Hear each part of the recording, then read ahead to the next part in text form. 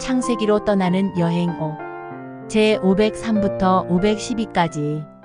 창세기 28장 20절에서 22절. 야곱이 서원하여 이르되 하나님이 나와 함께 계셔서 내가 가는 이 길에서 나를 지키시고 먹을 떡과 입을 옷을 주시어 내가 평안히 아버지 집으로 돌아가게 하시오면 여호와께서 나의 하나님이 되실 것이요 내가 기둥으로 세운 이 돌이 하나님의 집이 될 것이요 하나님께서 내게 주신 모든 것에서 10분의 1을 반드시 하나님께 드리겠나이다 하였더라.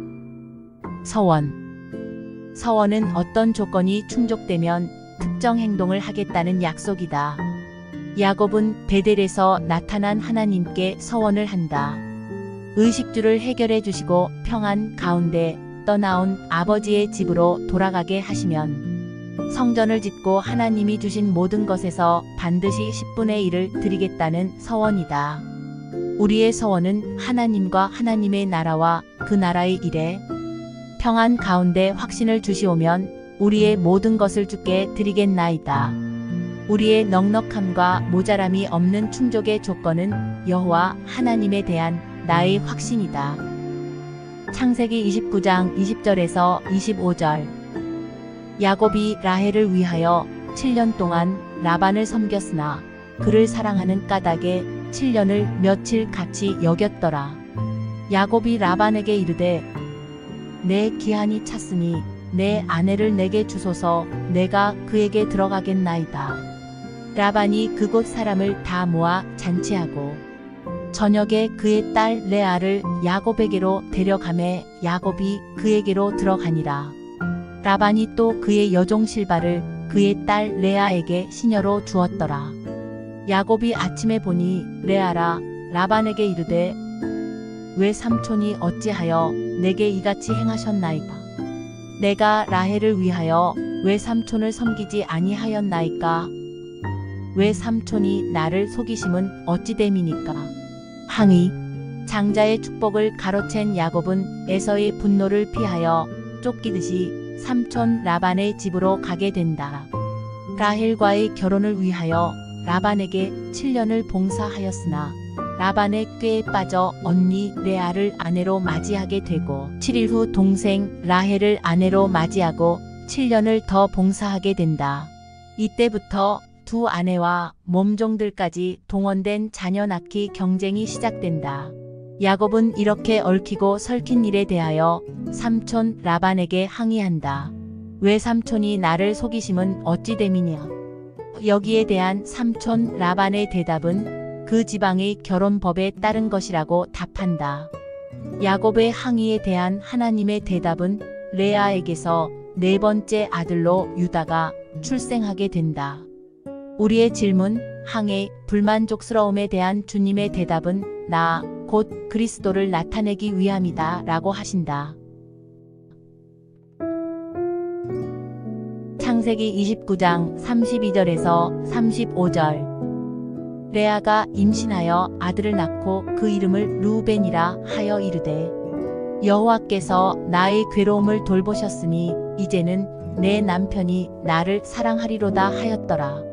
그가 다시 임신하여 아들을 낳고 이르되 여호와께서 내가 사랑받지 못함을 들으셨으므로 내게 이 아들도 주셨도다 하고 그의 이름을 시므온이라 하였으며 그가 또 임신하여 아들을 낳고 이르되 내가 그에게 새 아들을 낳았으니 내 남편이 지금부터 나와 연합하리로다 하고 그 이름을 레위라 하였으며 그가 또 임신하여 아들을 낳고 이르되 내가 이제는 여호와를 찬송하리로다 하고 이로 말미암아 그가 그의 이름을 유다라 하였고 그의 출산이 멈추었더라. 의미. 레아와 라헬은 자녀를 출산할 때마다 자녀들의 이름에 의미를 부여한다. 그 의미를 어디에서 찾고 가져올 것인가이다. 오늘의 의미를 성삼위 하나님의 구원하심과 하나님의 나라와 그 나라의 일에서 의미를 가져온다면 영원한 작품을 남기게 될 것이다. 성삼위 하나님이 나의 망대여 하나님의 나라가 여정이여 하나님의 나라의 일이 이정표가 될 것이다. 창세기 30장 37절에서 43절. 야곱이 버드나무와 살구나무와 신풍나무의 푸른 가지를 가져다가 그것들의 껍질을 벗겨 흰 무늬를 내고 그 껍질 벗긴 가지를 양떼가 와서 먹는 개천의 물 구유에 세워 양떼를 향하게 하매 그떼가 물을 먹으러 올 때에 새끼를 베니 가지 앞에서 새끼를 뱀으로 얼룩얼룩한 것과 점이 있고 아롱진 것을 낳은지라. 야곱이 새끼 양을 구분하고 그 얼룩 무늬와 검은 빛 있는 것을 라반의 양과 서로 마주보게 하며 자기 양을 따로 두어 라반의 양과 섞이지 않게 하며 튼튼한 양이 새끼 뵐 때에는 야곱이 개천에다가 양떼의 눈앞에 그 가지를 두어 양이 그 가지 곁에서 새끼를 베게 하고 약한 양이면 그 가지를 두지 아니하니 그렇게 함으로 약한 것은 라반의 것이 되고 튼튼한 것은 야곱의 것이 된지라. 이에 그 사람이 매우 번창하여 양떼와 노비와 낙타와 나귀가 많았더라. 언약의 법칙. 라반과 야곱의 품사, 계약은 야곱에게는 절대 불가능한 조건으로 체결된다. 그 조건은 유전 법칙으로 절대 불가능한 일이다. 그러나 유전 법칙을 초월한 능력이 나타난다. 이 모든 법칙을 초월한 것이 언약의 법칙이다.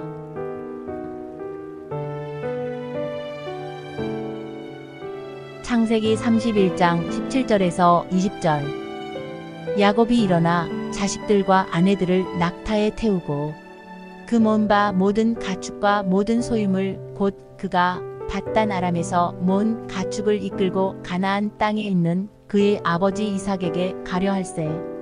그때에 라반이 양털을 깎으러 갔으므로 라헬은 그의 아버지의 드라빔을 도둑질하고 야곱은 그 거취를 아람 사람 라반에게 말하지 아니하고 가만히 떠났더라. 드라빔, 가정의 수호신이다. 드라빔을 가진 자가 나중에 아버지의 재산을 나눌 때 가장 많은 상속을 받게 된다. 드라빔을 소장한 라반과 드라빔을 도둑질한 라헬은 나름대로 하나님에 대한 신앙을 고백했다. 그러나 실제적 신앙은 드라빔에 두고 있다. 우리도 나름 하나님에 대한 신앙을 고백한다. 그러나 그 신앙 고백이 그리스도가 원인이 되지 않는다면 결국은 과거가 치유되지 않는 율법, 금욕, 신비, 인본주의 신앙에 이르게 된다. 무엇인가 결과를 기대하는 드라빔 신앙이 된다. 내 신앙이 신학으로 바뀌고 신학이 신앙이 될 때 드라빔의 싸움이 끝난다. 창세기 32장 24절에서 28절.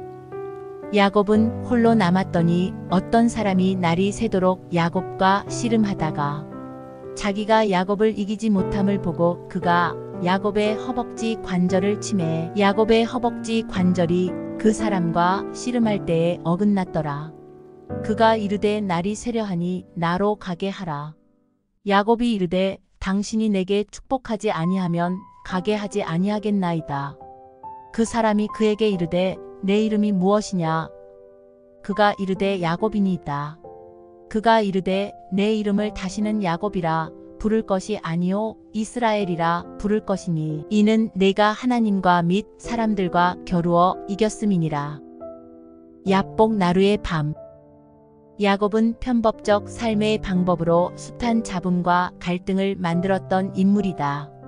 삼촌 라반과 속고 속이는 20년 싸움을 끝내고 거기서 얻은 재물과 가족을 데리고 고향 아버지의 집으로 돌아오는 길이다. 그런데 급기야 언약 가문의 장자권 계승의 축복을 부당하게 탈취당했다고 생각한 형 에서가 400명의 가신들을 이끌고 사리를 품은 채 야곱을 향해 오고 있다. 이런 절명의 상황 앞에 야곱은 그동안 자신의 삶의 수단이었던 편법적 삶의 방법을 내려놓고 야복 나루에서 혼자 하나님을 대면한다. 여기서 받은 응답이 이스라엘이다. 이제는 편법적 방법으로 사는 것이 아니다. 하나님의 은혜를 따라 살아가는 이름이다. 창세기 32장 30절에서 31절. 그러므로 야곱이 그곳 이름을 브니엘이라 하였으니 그가 이르기를 내가 하나님과 대면하여 보았으나 내 생명이 보전되었다 함이더라. 그가 분이엘을 지날 때에 해가 돋았고 그의 허벅다리로 말미암아 절었더라. 절대 망대. 야곱은 하나님의 망대 여정 이정표를 따라 가면서 가는 곳마다 절대 망대를 세운다. 루스더 성을 베델이라 하였다.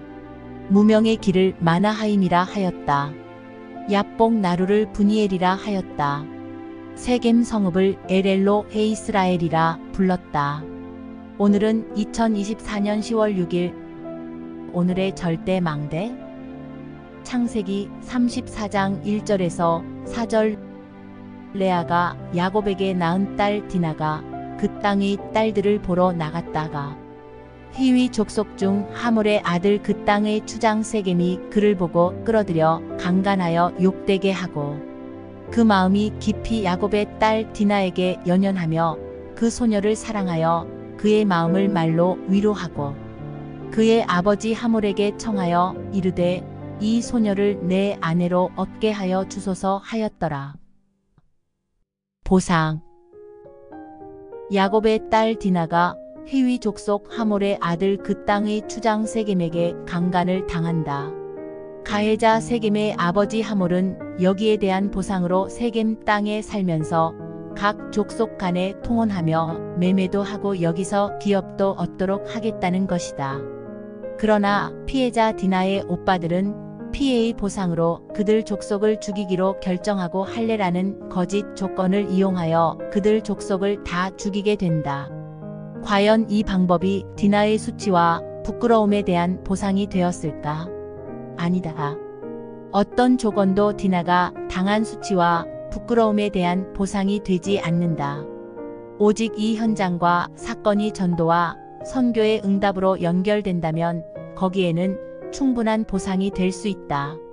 모든 피해의 보상 조건을 전도와 선교에서 찾는다면 충분한 보상이 될 수 있다. 창세기 35장 14절에서 15절. 야곱이 하나님이 자기와 말씀하시던 곳에 기둥 곧 돌 기둥을 세우고 그 위에 전제물을 붓고 또 그 위에 기름을 붓고 하나님이 자기와 말씀하시던 곳의 이름을 베델이라 불렀더라. 교회.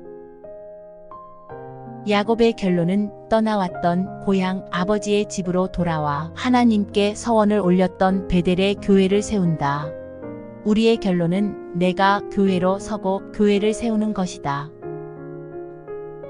창세기 35장 16절에서 20절. 그들이 베델에서 길을 떠나 에브랏에 이르기까지 얼마간 거리를 둔 곳에서 라헬이 해산하게 되어 심히 고생하여 그가 난산할 즈음에 산파가 그에게 이르되 두려워하지 말라 지금 네가 또 등남하느니라 하매 그가 죽게 되어 그의 혼이 떠나려 할 때에 아들의 이름을 베논이라 불렀으나 그의 아버지는 그를 베냐민이라 불렀더라.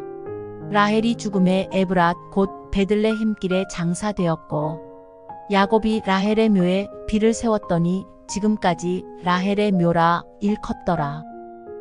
영원한 응답. 난산으로 산모 라헬은 죽고 야곱의 12번째 아들 베냐민이 태어난다. 이 일로 야곱은 깊은 슬픔에 빠진다. 그러나 지금 당하는 일은 지나가는 사건이다. 무엇을 놓고 보니 지나간다는 것인가? 하나님 나라 임하고 그 나라의 일이 이루어지는 영원한 응답을 놓고 보니 지나간다는 것이다. 그러므로 지나가는 것에 붙잡히지 말고 영원한 것을 붙잡아야 한다. 하나님 나라 임하고 그 나라의 일이 이루어지는 것이 영원한 응답이다.